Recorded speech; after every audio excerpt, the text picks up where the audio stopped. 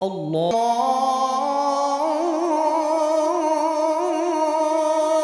আকবার।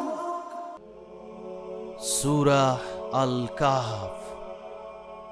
আমি বিতাড়িত শয়তান থেকে আল্লাহর কাছে সাহায্য প্রার্থনা করছি।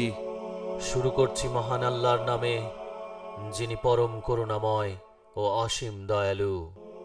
ওরা যদি তোমাদের সন্ধান পায় তবে তোমাদের প্রস্তরাঘাতে হত্যা করবে বা তাদের ধর্মে ফিরিয়ে নেবে, এবং তা তোমাদের জন্য কল্যাণকর হবে না। এভাবেই আমি মানুষকে তাদের সংবাদ জানিয়ে দিলাম, যাতে তারা জ্ঞাত হয় যে আল্লাহর ওয়াদা সত্য এবং কিয়ামতে কোনো সন্দেহ নেই।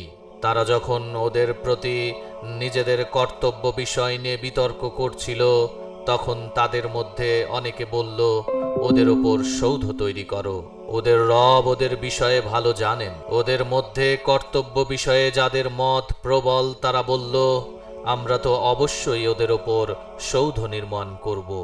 তাদের কেউ কেউ বলে ওরা ছিল 3 জন, চতুর্থটি ছিল ওদের কুকুর, এবং কতক বলে ওরা ছিল 5 জন, ষষ্ঠ জন ওদের কুকুর। কেহ বা বলে ওরা ছিল 7 জন, অষ্টমটি ছিল ওদের কুকুর। বলো, আমার রবই ওদের সংখ্যা ভালো জানেন। ওদের সংখ্যা অতি অল্প কয়েকজনই জানে। সাধারণ আলোচনা ছাড়া তুমি ওদের বিষয়ে বিতর্ক করো না, এবং ওদের কাউকেও কিছু জিজ্ঞাসাবাদ করো না। কখনোই কোনো বিষয়ে বলো না, আমি এটি আগামীকাল করব।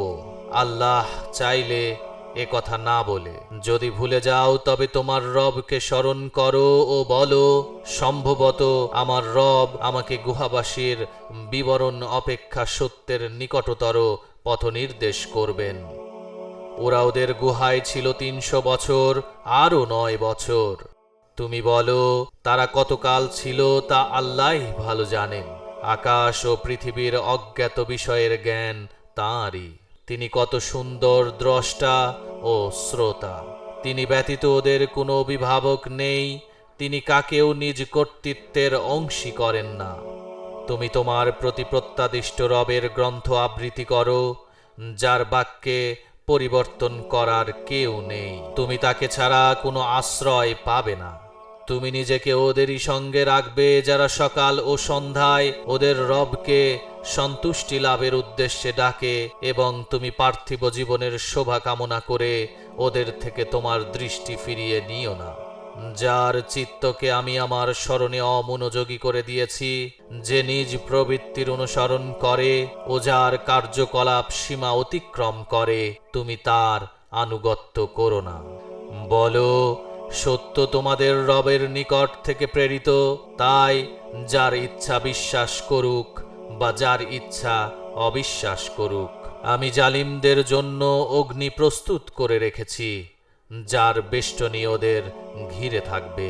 ওরা পানীয় চাইলে দেওয়া হবে গলিত ধাতুর ন্যায় পানীয়, যা ওদের মুখমণ্ডল দগ্ধ করবে।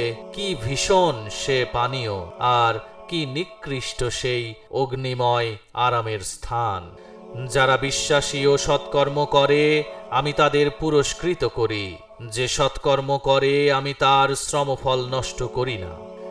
ওদেরই জন্য আছে স্থায়ী জান্নাত, যার পাদদেশে নদী প্রবাহিত। সেখানে ওদের স্বর্ণকঙ্কণে অলঙ্কৃত করা হবে। ওরা পরিধান করবে সূক্ষ্ম ও পুরু রেশমের সবুজ বস্ত্র ও সমাসীন হবে সুসজ্জিত আসনে। কত সুন্দর পুরস্কার আর কত সুন্দর আরামের স্থান!